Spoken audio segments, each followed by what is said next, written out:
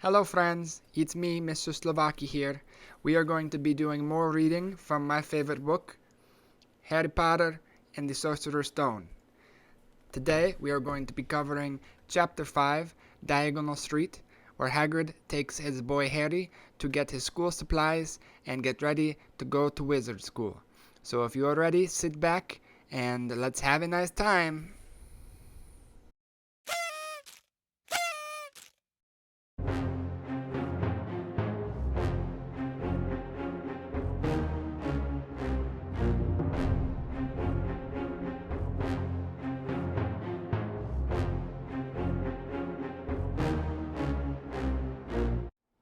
Chapter 5, Shopping on Wizard Street.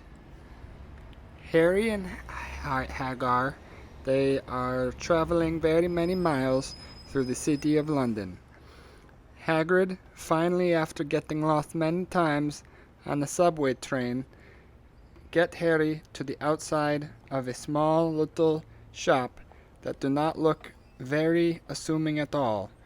But Hagrid turned and said to Harry, "Just inside that door is the key to getting on to the special wizard street so that we might go doing some shopping." And Harry's like, "Okay, well, I guess let's go check it out." Harry and Hagrid step inside of the little strange store. Turns out to be a restaurant where all the witches and wizards. Harry was so shocked he had to take in all the sights around him. Hagrid turned to Harry and said, "Come on, let's go. We have to go through this little restaurant here to get to the secret entrance to Diagon Street." So as they make their way through the restaurant, they see a man who Harry thinks is a strange-looking man and smells a bit like feet. "Oh, what you doing here, Professor Quirrell?" says Hagrid. "Harry, may I introduce you to Professor Squirrel? He's going to be new Defense Against the Dark Arts teacher this year." Professor Squirrel seems very nervous. "Hello, you must be Mr. Potter." And Harry's like, "Yeah, bro, just chill, slow down. It's really not a big deal. Like, I just found out I'm famous myself." And Hagar's like, he gets kind of nervous around strangers sometimes. And he whispered to Harry, he doesn't take baths very often. That's why he smells like very bad. So Harry is eager to get moving to go shopping. So he says, "All right, well, it's very nice to meet you and can't wait to see you at school." And him and Hagar take off out of the restaurant. Harry turned to look at Hagar as they reach a brick wall in the courtyard of the little restaurant. Hagrid, how are we supposed to go even further to the Wizard Street?" Harry asked. "Oh, you just have to tap on this wall 3 times with a little bit of magic. I have an umbrella that is invisible that I will use to tap on this wall.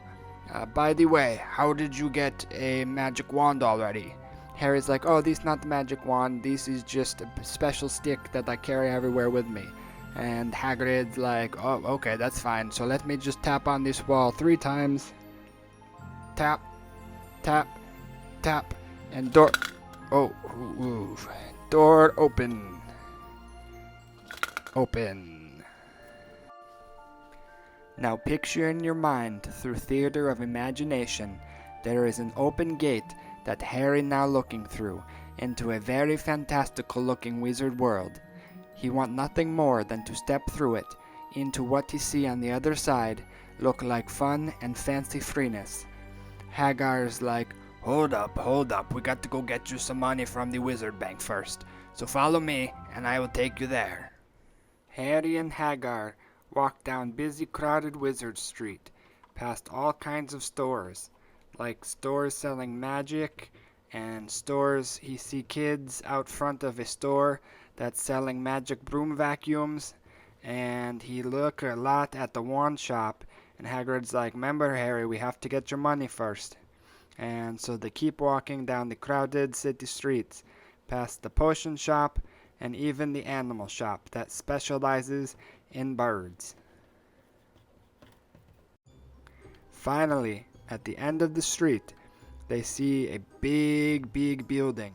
"That's Gringotts Bank," said Hagrid. "We better go inside and get you your money. I also have to pick up a special package full of maybe, well, it's secret, for Dumbledore. He trusts me very much. Let's head inside." As they step inside the bank,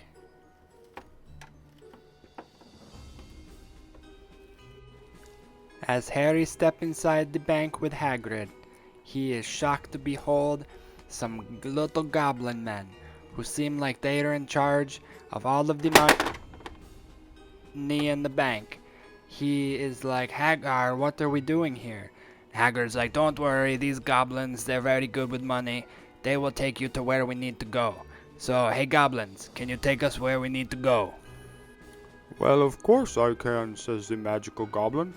"Now that we're all on board my little cart, why don't I take you there?" And they slowly set off on their little ride down to the bank vaults. They rocket at super high speed, faster than Harry thought that his tummy could even take it. He felt like he was going to get carsick as he tried to look to see where in the world it was that they were even going to down into the depths. Rocketed past doors and past dragons, and Harry's like, "Oh my god, these places are crazy," as they shoot through. At this point, that very boring and also somewhat hard for Mr. Sloufaki to produce. Harry gets his stacks of wizard dollars, and Hagrid gets his little saggy bag from a different soggy doorway.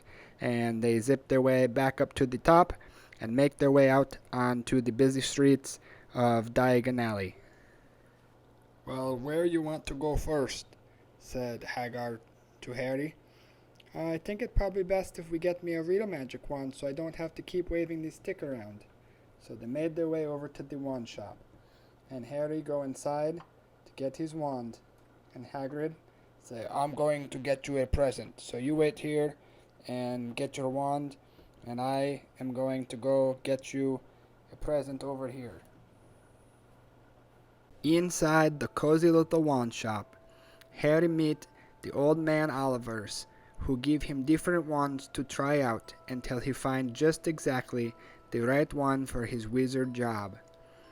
The old man is very confused because the wand that Harry has is the same wand that gave Harry a scar, and he tell him such.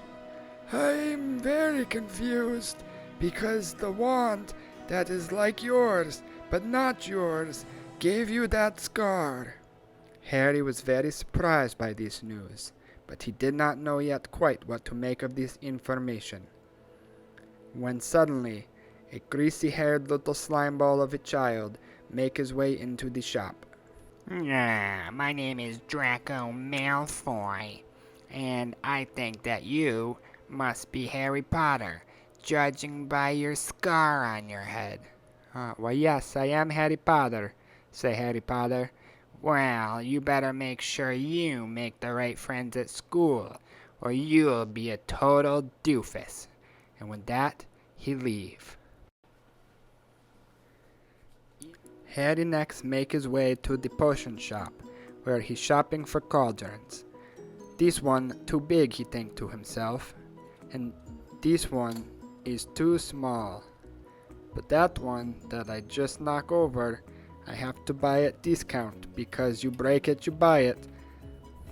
So I will take that one," he think to himself, as they collect his cauldron off the floor and head back out onto the street. "Harry, look, I buy you a nice bird," said Hagrid with a smile on his face. Harry was like, "That is a beautiful bird, but how did you even get it out of... that shop does not have a door." "Oh, a little bit of wizard magic," said Hagrid. "I wanted to make sure that you have a bird, and not like a toad, or something like a nerd would have. So here you go, it's your own special owl, so I hope it treats you nice." "Thank you," Harry say. "That is the nicest thing that anyone have ever done for me." No problem, said Hagrid. I'm happy to give you such a gift. Now, let's pack up. We will stay in the hotel overnight, and then tomorrow we get you on magic train back, forward to Hogwarts. So, we better get going. It's going to get pretty late soon. So they take their way back to the hotel. Wow, friends, what an exciting chapter of Harry Potter. Harry was able to go and get all of his wizard supplies that he is going to need to go to school this year. He cannot wait to be able to become a full-fledged wizard. So, I hope that you enjoyed this chapter of the story, which is chapter 5. Next time, we will move on to chapter 6, Magic Train. So I hope that you come back again and listen to more of our story time, and we can continue to be friends. So if you really liked this story, make sure you give it a thumb up. If you think story garbage, you smush a thumb down button. I will not see if you do that, but if it make you feel better, please do so. So make sure that you hit a subscribe button down here over on this side of the screen, and I will be happy to share more of my Harry Potter content with you. Mr. Sloufaki always say after story time, have a nice time!